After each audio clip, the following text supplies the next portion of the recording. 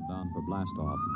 X minus 5, 4, 3, 2, X minus 1, fire.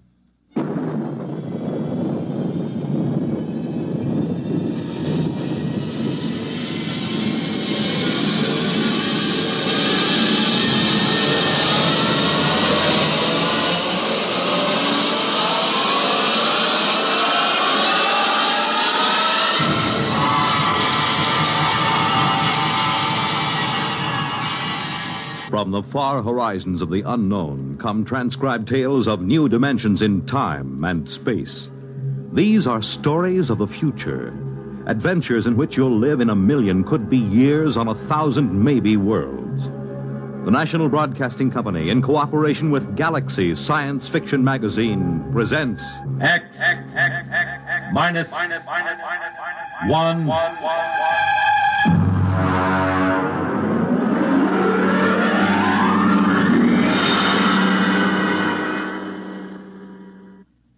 Tonight's story, Sam, This Is You, by Murray Leinster.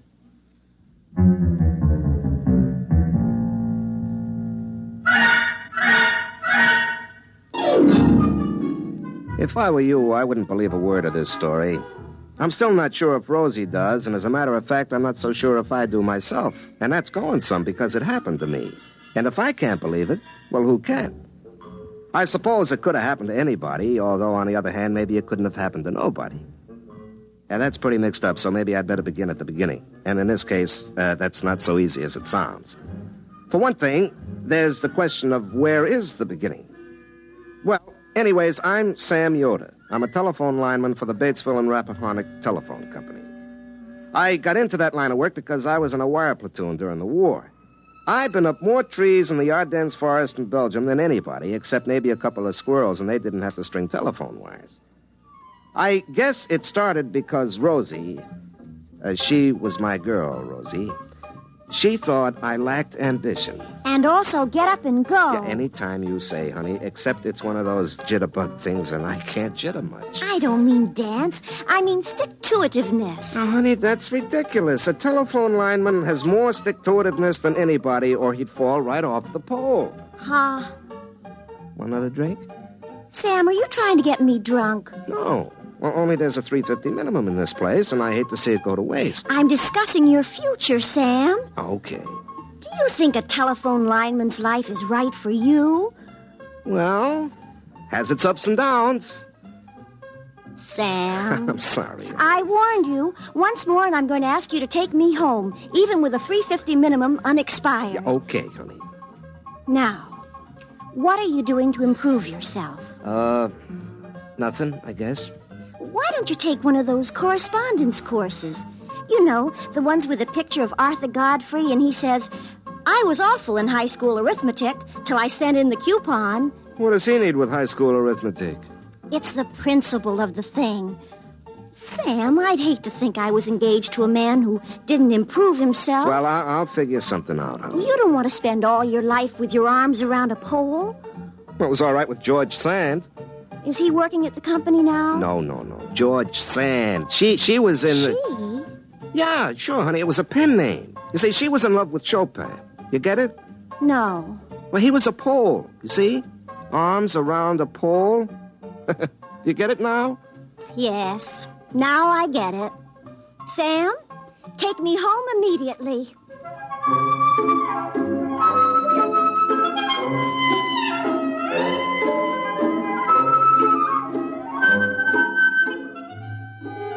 She's like that. No sense of humor, know what I mean? But listen, when you climb up and down telephone poles all day, you get tired of something that's straight up and down. Rosie was a refreshing change. You know what I mean? Wow. But she had something. I mean, in the conversation. So I started taking those electronic courses, you know. I'd been at it a couple of months when I asked Rosie to come down to my basement. I certainly will not. Well, why not, baby? Sam Yoder, I'm a respectable girl. Honey, if I had anything else in mind, would I ask you to leave a nice, comfortable porch swing to go down to a whitewashed concrete basement? I guess not. Okay. Come on. I want you to see something. What? It's a big surprise. Right here, over on the bench. Take a look. Sam Yoder, have you been taking Papa's television set apart again? No, honey, not... Last time you got the channels mixed up and all Papa could get was Jane Mansfield. Mama had to finally take the fuse out and hide it. It's not a television set. It's my invention. Oh.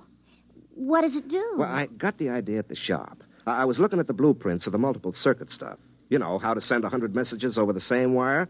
Well, I got this idea about how to have private conversations on a party line.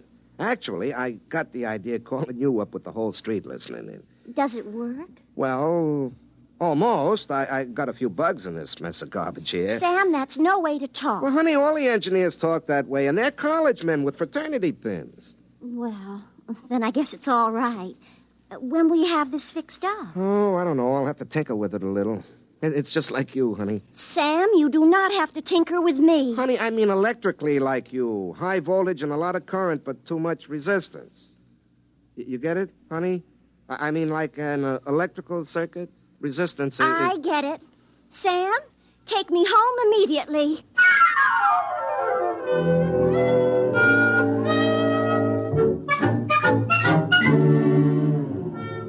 I was thinking of my invention on next Friday, July 2nd, about 6 o'clock.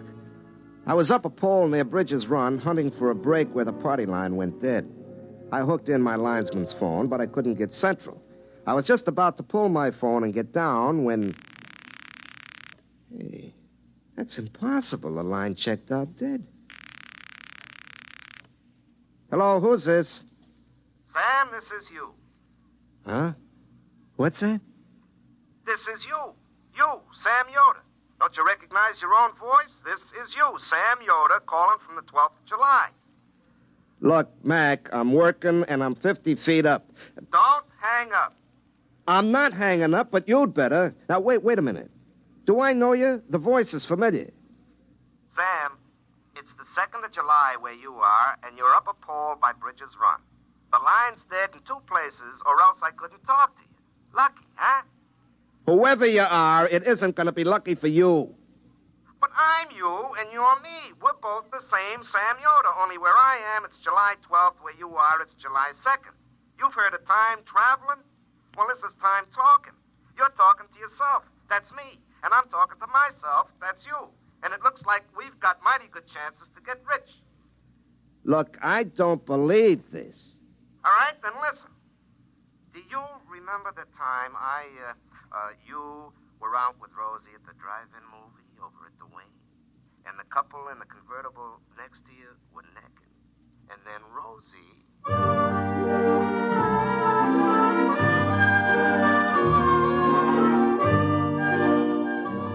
Well, never mind what he said. It was something only me and Rosie would know about. Nobody else in the whole world, so I knew he was me. I was he, him. We were the same. He told me what he wanted me to do, and then he told me where the brakes were in the line and hung up. Well, I cut loose down the pole, and my irons only hit it twice from the top to the bottom. I was sweating and shaking a little, and it didn't help any when I found the 2 brakes right where the voice said it would be. But that wasn't any more impossible than anything else. I called into Central and told them I was sick, which wasn't particularly untrue anyway. And then I went home and made myself a cup of coffee, and pretty soon I was muttering to myself, which I don't say now in order to make telling the story easy. But I do it all the time, like this. You got a good cup of coffee here, Sam, old boy. Instant, but strong. Oh, now there isn't any weak-mindedness in my family, and the company psychologist said I grew up stable. Was it inner stable? Well, anyway, nobody but Rosie knows I told her nose is so cute I couldn't believe she ever had to blow it. Maybe it was me talking to myself. Donut, Sam? Don't mind if I do. I talk to myself just sitting over coffee. Why shouldn't I talk to myself on the telephone? From the middle of next week, on a dead line. I wonder if that psychologist was right. More coffee, Sam? Just a little to hot it up. When? Now, look, if somebody drove over to Rappahannock past Dunsville and telephoned back that there was a brush fire at Dunsville, I wouldn't be surprised to get to Dunsville and find a brush fire there. So, if somebody phones back from next Tuesday that Mr. Broadus has broke his leg next Tuesday, why should I be surprised to get to next Tuesday and find out he done it? More coffee, Sam? No, thanks. I couldn't touch another drop. You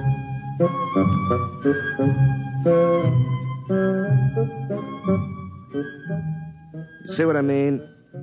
Pretty soon I began to realize there was money in this thing, and I got to work on my invention, the one I meant to use for private calls on party lines.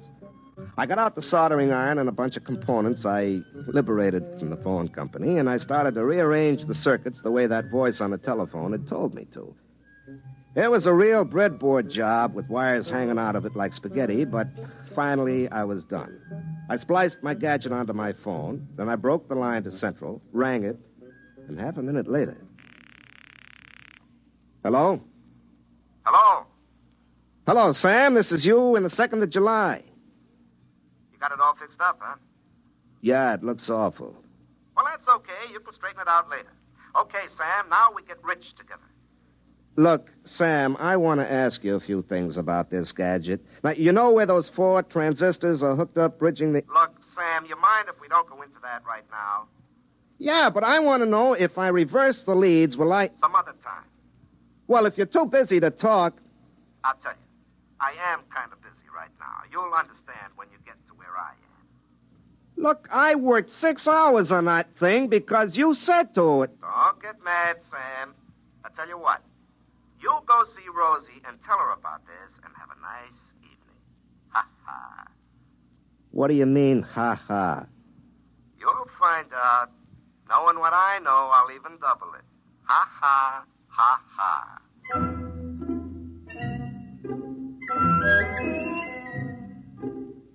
I went over to Rosie's house. Her old man was watching Diana Dors on the television, and her mother was watching her old man, so I took Rosie by the hand and led her out onto the porch. I could see the moon glinting off eyeglasses as all the neighbor ladies leaned forward in their porch rockers to watch us. I always felt a responsibility to those ladies, and usually I try to make it worthwhile to them staying up so far past their bedtimes. But tonight, I had other things on my mind.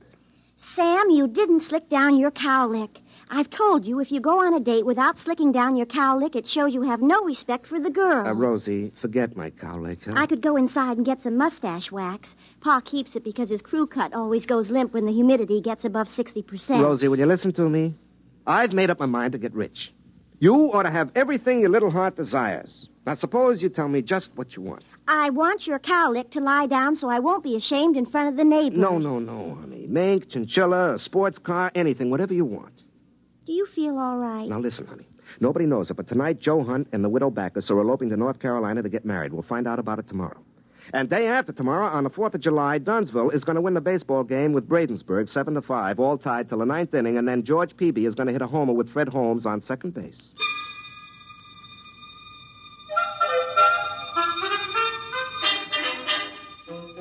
There was a brief silence, interrupted only by the sound of Pa's rocker going over as he tried to get a better angle on Diana Dors. I don't know how many times I've explained to him you can't improve on the view on a 2-dimensional TV screen by craning your neck. But he says you can't overcome a lifetime of habit. Well, anyways, I explained to Rosie about Sam in the week after next telling me all these things and how we were going to get rich.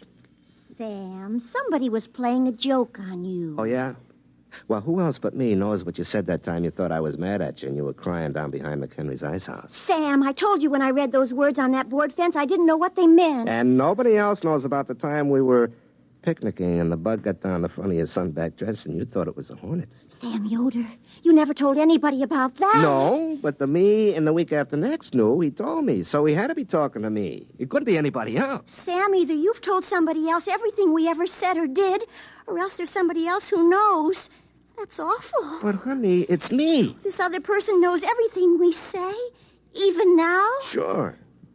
Sam Yoder, you go home. But, honey... Do you think I'm going to talk to you when somebody else listens to every word I say and knows everything I do? Do you think I'm going to marry you? But, Rosie, it's just between the two of us. You, me, and me next week. Rosie.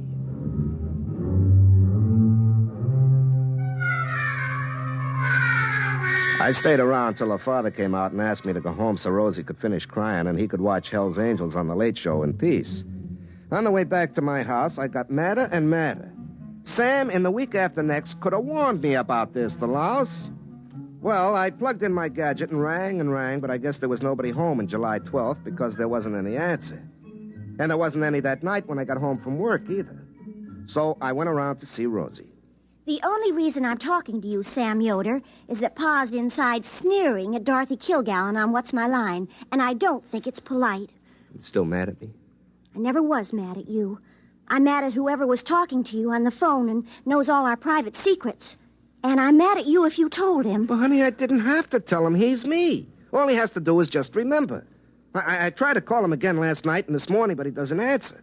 Maybe he's gone off somewhere. Do you think it's polite to sneer at Dorothy Kilgallen? She knows so many important people by their first names, lots of them even for short. You think maybe it's all an illusion?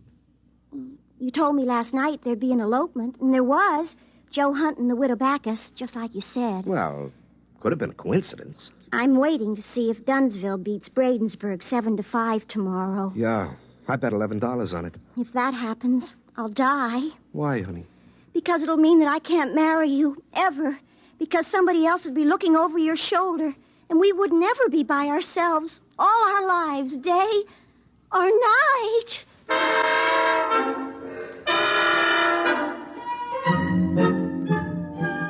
The next day in the big 4th of July ball game, it was tied in the ninth. Then George Peavy hit a homer with Fred Holmes on second base, and Dunsville beat Bradensburg 7-5. I collected my bet, but the $11 turned to ashes in my mouth. I didn't go over to Rosie's that night. I stayed home and kept trying to call myself up on that gadget that I told myself how to fix up. It was a moonlit night, the kind I usually spend with Rosie while her old man watches the $1 Million movie for the 7th time on TV, hoping that the ending will come out different.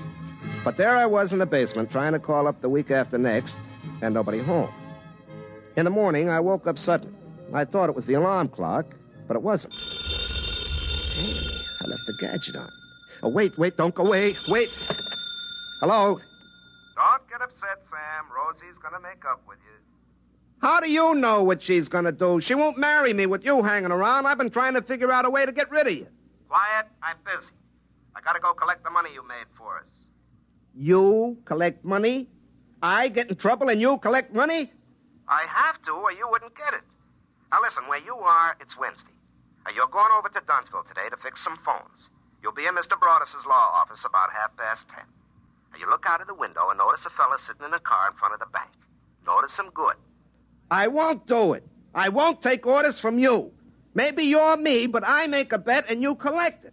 For all I know, you spend it before I get to it. Now, I'm quitting this business right now. It's cost me my girl and my peace of mind and the blazes with it. Okay? Okay, Sam. Just wait and see.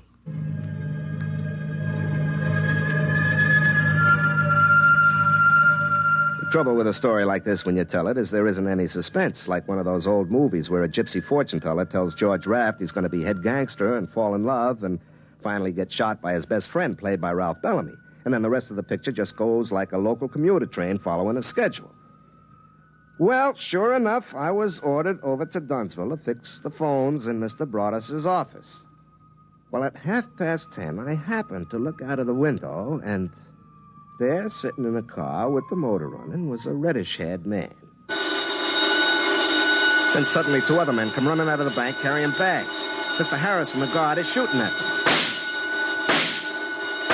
And they're shooting back. And the car takes off like a big bird and shoots out of town. And Fred Hale comes tearing after him in the squad car right down Olympia Street. Unfortunately, Mrs. Monroe was turning left into the supermarket parking lot. She happened to be coming from the far right lane.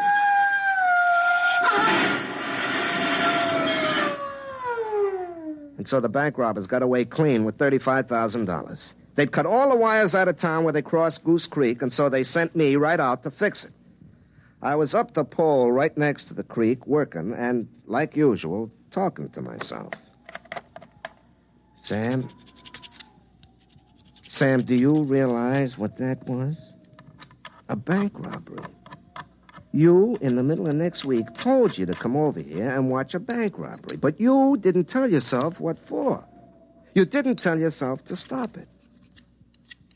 Sam, that other you is a born crook.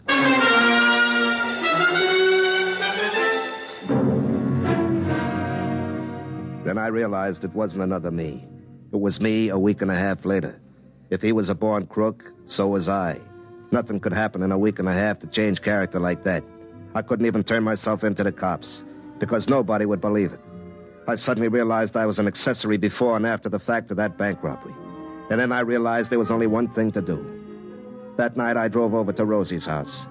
Her father had a jacket and tie on because he was expecting to visit Her Supreme Highness Princess Grace of Monaco and Slapsy Maxie Rosenblum with Ed Morrow face to face.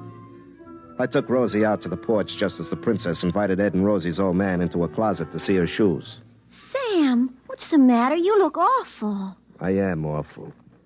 Rosie, I come to tell you goodbye. I just found out I'm a criminal, so I better go and commit my crimes far away from hearth and friends who would be hurt. Sam, what's happened now? That bank robbery. I knew all about it before it happened. I called myself up and told myself, but I didn't let myself stop it. Don't you see? I'm an accessory both ways against the middle. I'm a criminal. So, Rosie, goodbye. Sam, you sit right down. Oh, it's in the blood, I guess, or the genes. What do you think in my case it was environment rather than heredity? Now, Sam, you haven't done anything yet. It's that other you. But I'm going to have done something. I'm doomed to be a criminal. Well, I'm going to reform you. What? I'm going to reform you before you start. I'm going to stay with you from now on, every place you go. But, Rosie, I climb poles. I'll wear my tapered slacks. You won't do anything criminal with me along. And if that other you starts talking to you on the telephone, I'm going to climb the pole and tell him where he gets off.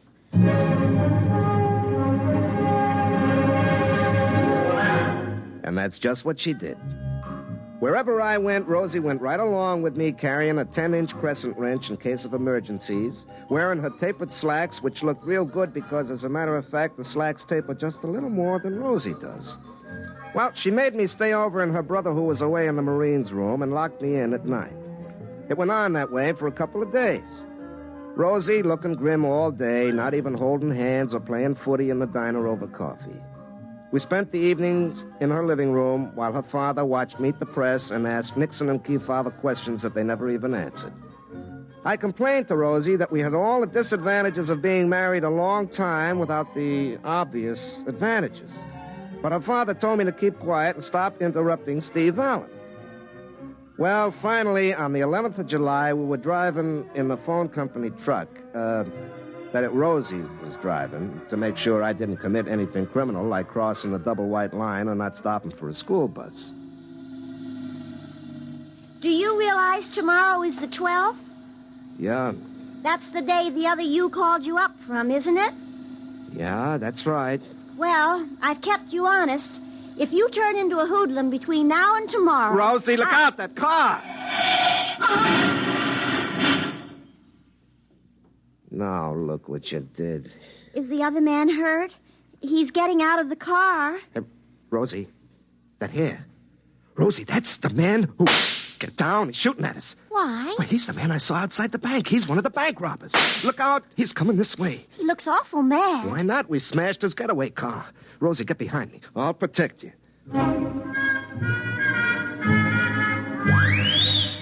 The fella came up to us holding his gun and looking pretty upset. And he was just about to say something when Rosie reached over my shoulder and hit him on the head with her crescent wrench. I took a length of wire and my pliers, and I had his hand spliced behind his back before he came to. We threw him in the back of the truck and took him into the sheriff at Dunsville. He confessed right away and told where his buddies were hiding out. Rosie locked me up in her brother's room again that night, and then it all came clear to me. In the morning, Rosie came out on the truck with me again, and she was still trying to reform me. I let her come along, but inside I was grinning. What are you sneering about, Sam? I'm not sneering, I'm grinning. Rosie, do you realize there's a $5,000 reward for those robbers? and we get it? Well, I'm still worried about that other you. Oh. Well, we'll take care of that right now. Sam, what are you doing? Now, just a minute, honey. I gotta climb that pole.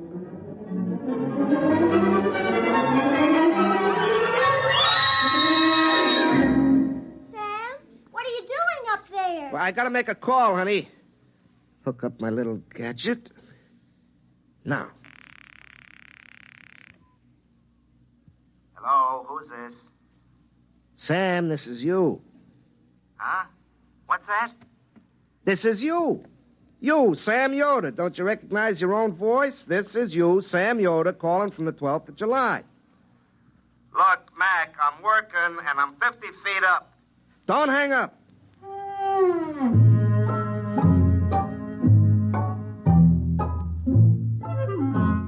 You see? It was me all the time.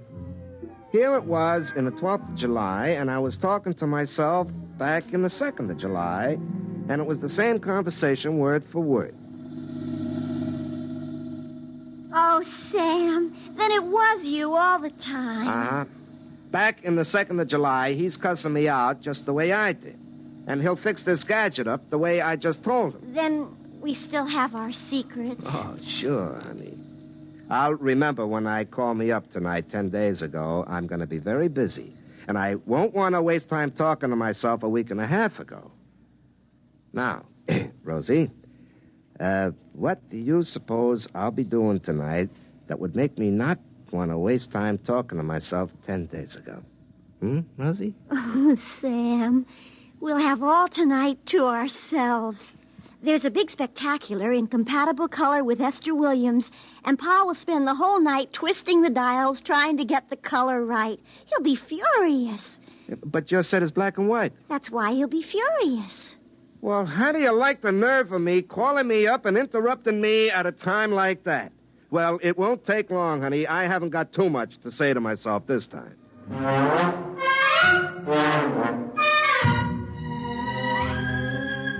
Well, that's the way it went. Rosie and I got married. Like I say, I wouldn't believe this story if I was you.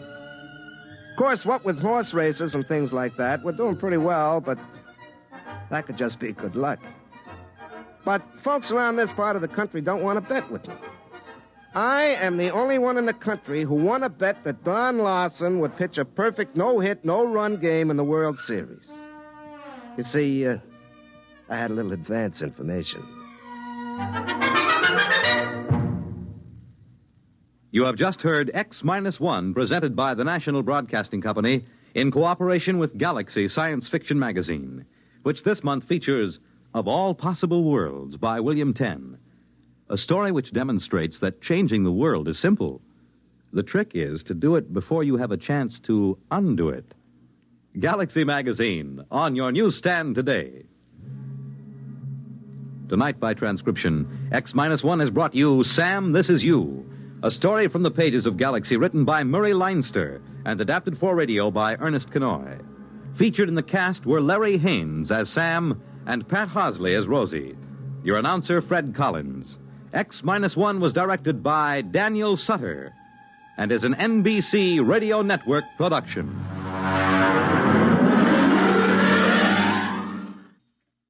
For eerie tales that set the scene for witches' flights this Halloween, hear Sleep No More tonight.